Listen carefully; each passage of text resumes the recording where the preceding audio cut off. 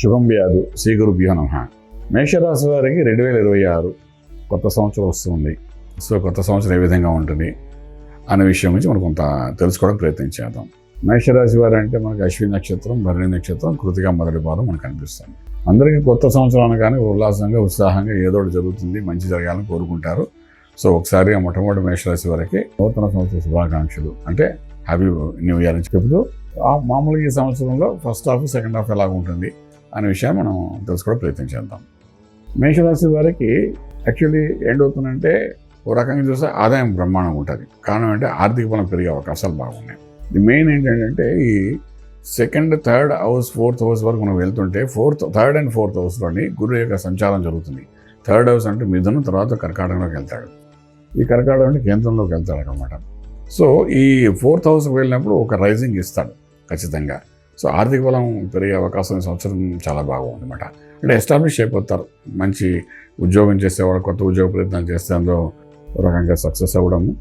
అలాగే ఐటీ రంగం అనుకోండి, సాఫ్ట్వేర్ అనుకోండి, అలాగే మనం తీసుకుంటే ఫిల్మ్ ఇండస్ట్రీ అనుకోండి, అలాగే మనం బ్యాంకింగ్ సెక్టర్ అనుకోండి, ఏదైనప్పటికీ మొత్తానికి ఆర్థికంగా కొంత బలోపేతం అవ్వడానికి మీరు చేసే ప్రయత్నాలు ఏవైతే ఉన్నాయో అందులో కొంత సక్సెస్ అయితే కనిపిస్తుంది. అంతేం భయపడక్కలేదు.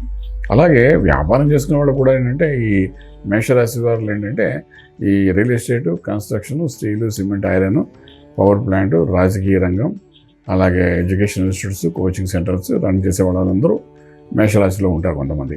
ఇటువంటి వ్యాపారం చేసే వాళ్ళందరూ కూడా ఎక్స్పాన్షన్ ఆఫ్ ది బిజినెస్ చేసుకోవచ్చు. ఈ సంవత్సరం గోల్డెన్ టైం అని చెప్తారు. మంచి బెనిఫిషియల్గా ఉంటుంది. ఆ తర్వాత ఏంటంటే అందులో నేమ్ అండ్ ఫేమ్ కూడా కొంత సంపాదించుకునే అవకాశం ఉంటుంది మేషరాశి వారికి. సంవత్సరం యావరేజ్గా తీసుకుంటే, గ్రాఫ్ కానీ తీసుకుంటే స్టార్టింగ్ నుండి అలా సంవత్సరం ఎండింగ్ అయ్యేటప్పటికి మంచి హైప్స్లో గ్యాప్ బాగానే ఉండే అవకాశం అనమాట. ఇంపోర్ట్ ఎక్స్పోర్ట్ వ్యాపారాలు కూడా ఒక రకంగా చెప్పాలంటే పాజిటివ్గా మంచిగా పనిచేస్తాయి. లక్కీ నెంబర్ వీళ్ళకి ఈ సంవత్సరం 139 కాంబినేషన్ చాలా బాగుంటుంది. లక్కీ నెంబర్ కింద చెప్పుకోవచ్చు. శుభవార్తలు వింటారు, శుభకార్యక్రమాలు పాల్గొంటారు. వివాహం అనుకోండి, అదేవిధంగా గృహప్రవేశం, శంకుస్థాపన ఇలాంటివన్నీ ఎలా ఉంటాయంటే బెనిఫిషియల్గా ఉంటాయి. రిలేషన్షిప్, కాంట్రాక్ట్స్ బాగా పెరుగుతాయి అందరితో. అలాగే శనీశ్వరుడు యొక్క ప్రభావం 12 ఉన్న మ్యాజికల్ మనీ 11 రాహు ఇస్తాడు. సో కొన్ని సమస్యలు ఈ కలియుగంలో ఏంటంటే ధనంతో సాల్వ్ అవుతుంటాయి. డబ్బుంటే చాలా సగం సమస్య తీరిపోయినట్టే అందరికీ. అలాగే ఈ సంవత్సరం మేషరాశి వారికి ఆర్థిక బలం పెరుగుతుంది కాబట్టి వాళ్ళకి కొంత మానసిక ఒత్తిడి తగ్గే అవకాశం ఉంది. శనీశ్వరుడు వలన జరుగుతున్న మానసిక ఒత్తిడి కొంత తగ్గే అవకాశం ఉంది. తర్వాత ఇల్లు కట్టాలన్నా, ఇల్లు కొనుక్కోవాలన్నా, తర్వాత దేనికైనా ఇండస్ట్రీ పెట్టాలన్నా వాటికి సంబంధించిన లోన్స్ ఇవన్నీ కూడా ఈ సంవత్సరం బాగానే వస్తాయి. శనీశ్వరుడు ఇస్తాడు ఈ సంవత్సరం. లోన్స్ ఇచ్చేది మన శనీశ్వరుడు కాబట్టి వాడు ఖచ్చితంగా ఇస్తాడు. ఇట్స్ ప్లస్ పాయింట్ అని మనం చెప్పొచ్చు అనమాట. అలాగే కొత్త ప్లానింగ్, డిజైనింగ్, ఇన్వెస్ట్మెంట్ ప్లాన్స్ కానీ ఏమైనా చేస్తే ఇన్వెస్ట్మెంట్ ప్యాకేజీలు బోర్డు ఉంటాయి. సో ఇన్సూరెన్స్ ప్యాకేజెస్ ఉంటాయి కొన్ని. ఇవన్నింటిలో కూడా సక్సెస్ఫుల్ అయ్యే అవకాశం బాగానే కనబడుతుంది. లఘు పరిశ్రమలు అనుకోండి, కుటీర పరిశ్రమలు అనుకోండి, అలాగే రకరకాలుగా పారిశ్రామికవేత్తలందరికీ కూడా అన్నమాట కోర్ ఇండస్ట్రీస్ అనుకోండి పెట్టిన వాళ్ళు లేబర్తో ఇబ్బంది లేకుండా ప్రాఫిటబుల్గా ముందుకెళ్ళడానికి అవకాశం. ఎస్పెషల్ ప్రొఫెషనల్స్ తీసుకుందాం, ఇంజనీర్స్ అనుకోండి, డాక్టర్స్ అనుకోండి, వీళ్ళందరూ కొంచెం స్ట్రెస్ లెవెల్స్ పెరుగుతాయి. కానీ ఫైనాన్షియల్ డెవలప్మెంట్స్ మాత్రం బ్రహ్మాండంగా ఉంటాయి, భయపడక్కలేదు. ఇవన్నీ ఒక ఎత్తు. కళారంగంలో ఉన్న కళాకారులు, ఫిల్మ్ ఇండస్ట్రీలో ఉన్నవాళ్ళు, ఇది చాలా ఇంపార్టెంట్. మనం ఆంధ్ర రాష్ట్రంలో ఫిల్మ్ ఇండస్ట్రీని బట్టే కథంతా మారిపోతున్నట్టు ఉంటారు. సో ఈ ఫిల్మ్ ఇండస్ట్రీలో ఉన్న వాళ్ళు ఎవరైతే ఉన్నారో వాళ్ళకి ఫైనాన్షియల్ గ్రోత్ ఉంటుంది. స్ట్రెస్ లెవెల్స్ కూడా అలాగే ఉంటాయి.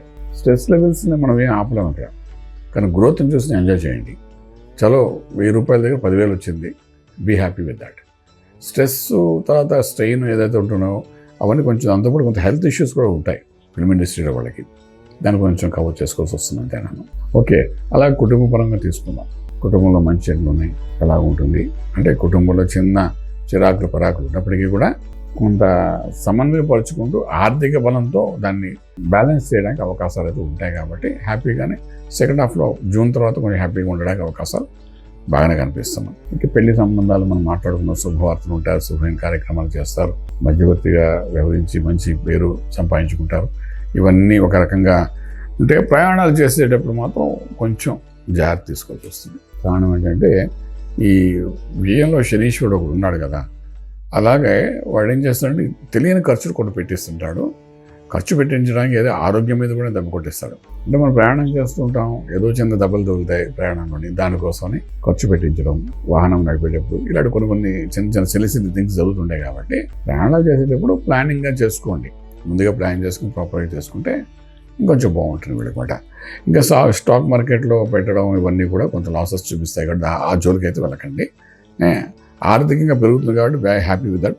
ఓవరాల్గా తీసుకుంటే ఈ సంవత్సరం అంతటికి మనకు కాపాడుతుంది అంటే గురుడు చతుర్థంలో కేంద్రంలో వస్తున్నాడు, అదొక ప్లస్ పాయింట్ ఉంటుంది. కాబట్టి గురువుకు సంబంధించిన మంత్రాన్ని ఏదైనా మీరు సాధన చేసుకుంటే, అంటే గణపతి అనుకుంటే మహాగణపతి మంత్రం కానీ, అలాగే దత్తాత్రేయుల వారు కానీ, దక్షిణామూర్తి కానీ, ఇవన్నీ వెంకటేశ్వర స్వామి నారాయణ అష్టాక్షి మహామంత్రం కానీ, శివ పంచాక్షి మహామంత్రం కానీ, ఏదో గురువు సంబంధించిన ఎవరిని మీరు గురువుగా భావిస్తే ఆ గురువు యొక్క మూలమంత్రం కానీ ఉపదేశం ఉంటే ఆ మంత్రాన్ని కానీ ఇది సాధన చేసుకుంటూ వెళ్ళడం అంటే కొన్ని చిన్న ఇష్యూస్ అందరిలో ఉన్నట్టు అన్ని రాశుల వరకు ఉన్నట్టు చిన్న ఇష్యూస్ ఉన్నాయి, దాంట్లో బయటపడడానికి అవకాశం ఉంటుంది.